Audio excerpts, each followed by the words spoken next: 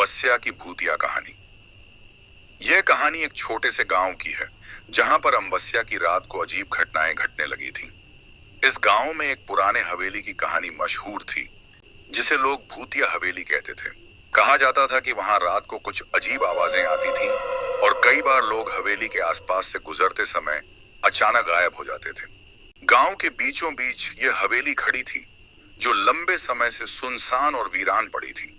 हवेली के चारों ओर बिखरी हुई घास और जंगली झाड़ियां इसे और भी डरावना बना देती थीं। एक दिन गांव में रहने वाले एक युवक रामू ने अपने दोस्तों के साथ मिलकर इस हवेली में रात बिताने का फैसला किया। वह जानना चाहता था कि वहां सचमुच कुछ है या यह सिर्फ अफवाहें हैं। अमावस्या की रात रामू और उसके दोस्तों ने हवेली का रुख किया। जैसे ही वे हवेली के पास पहुंचे, उन्हें अंदर से कुछ अजीब आवाजें सुनाई दी।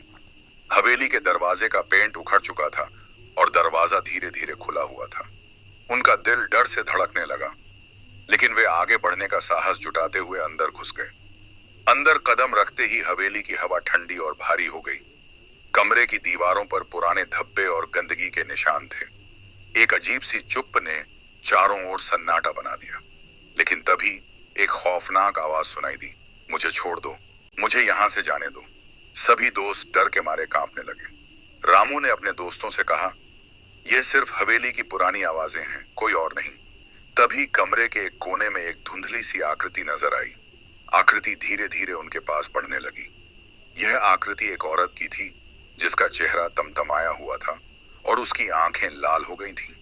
रामू और उसके दोस्त डर के मारे वहां से भागने लगे, लेकिन जैसे ही उन्होंने दरवाजे की ओर दौड़ने की कोशिश की, दरवाजा बंद हो गया। अब वे फंसे हुए थे।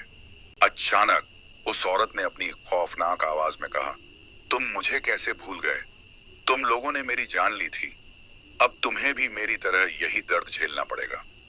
रामू और उसके दोस्तों की धड़कन तेज हो गई। वे समझ गए कि यह कोई सामान्य औरत नहीं है, बल्कि किसी भूतिया आत्मा का रूप है।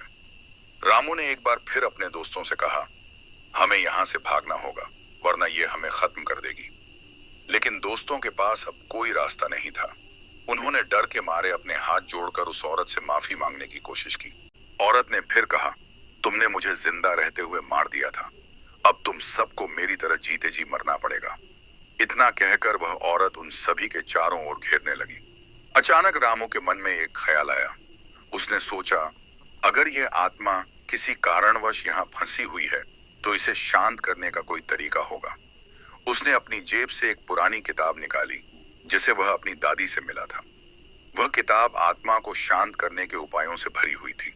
उसने बिना देर किए उस किताब में से कुछ मंत्र पढ़ने शुरू किए।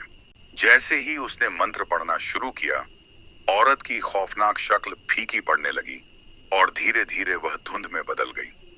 रामू ने अपनी पूरी ताकत लगा दी और मंत्रों का जाप करता रहा।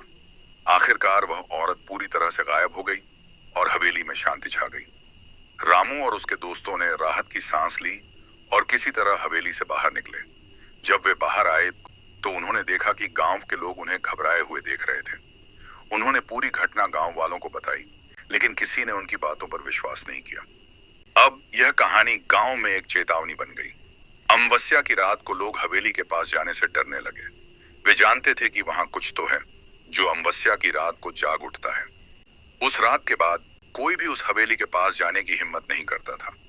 लेकिन रामू और उसके दोस्तों को यह अच्छी तरह से याद था कि उस औरत की आत्मा को शांति देने के लिए उन्हें अपनी जान की भी कीमत चुकानी पड़ी थी। और इस तरह यह कहानी गांव में हमेशा के लिए अमावस्या की रात से जुड़ी हुई रही।